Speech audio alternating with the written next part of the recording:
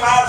उन्होंने कहा बेटा, पादरी साहब का बच्चा था कि बेटा ये पाठ याद करके लाना, पृथ्वी गोल है इसलिए भूगोल है।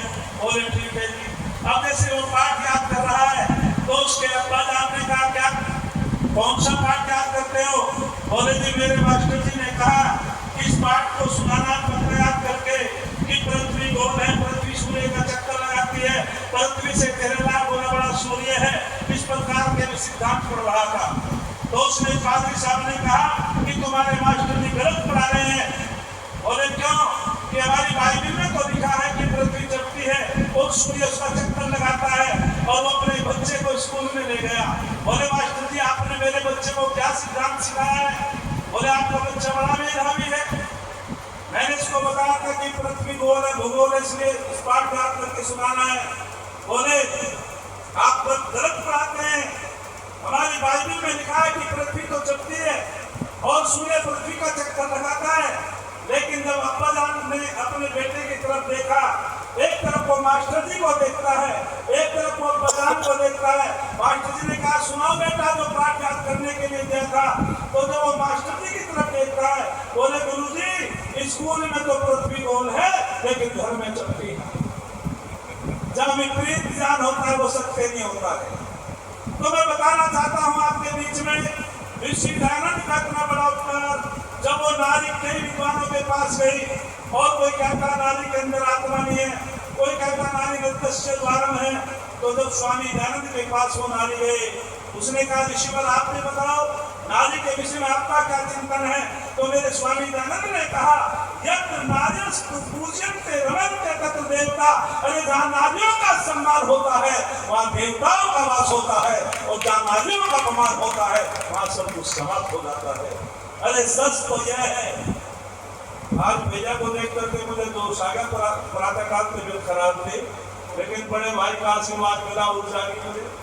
अरे सच तो यह है, नारी की महिमा दुनिया जान में पाई है।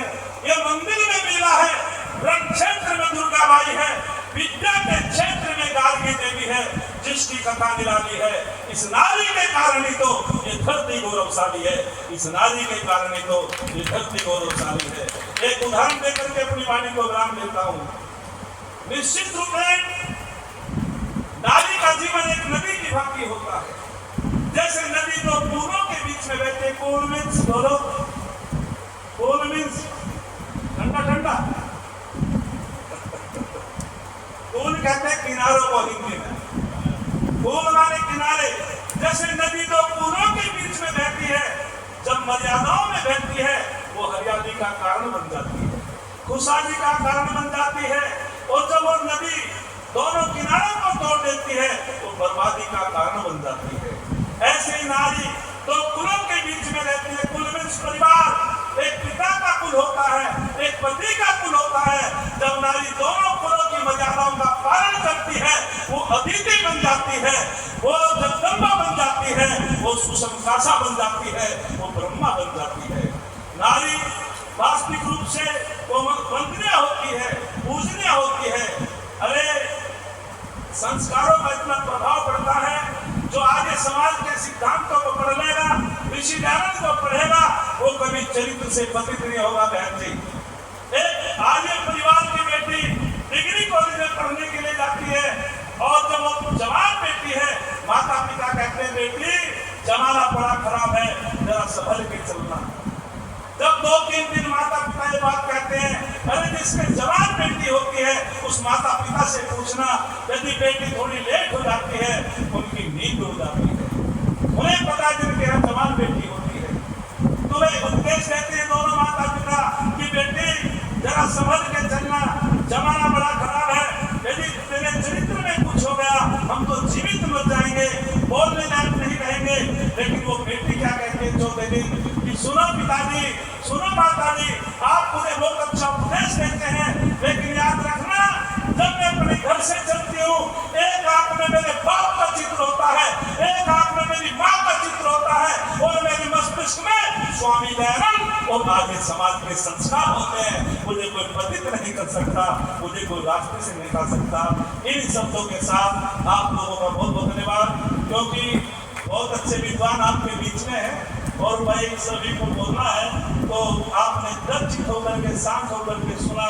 मैं इतना ही आह्वान करना चाहता हूँ कि हम जैसे लोगों को बड़े मंच के माध्यम से न बुला करके अरे परिवारों में भी बुलाया करो, 8 घंटे की चर्चा हो जाए, 8 घंटे के भजन हो जाए भैया जी, पारिवारिक सत्संग होता रहे, उससे वास्तविक रूप से परिवर्तन होगा।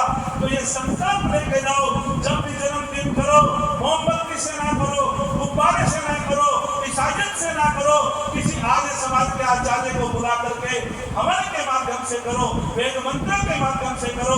अरे कम से कम तुम भी ये प्रतिज्ञा धारण कर लेंगे, बहुत सुधार होगा। तो कम से कम हमारा आना सार्थक हो जाएगा। दोनों हाथ खड़े करके कहेंगे कि हम वैदिक रीति से बच्चों का जन्मदिन करेंगे, ईसाइयत की रीति से जन्मदिन नहीं मनाएंगे। दोनों हाथ खड़े कर दो, ये संकल्प लेके जाओ।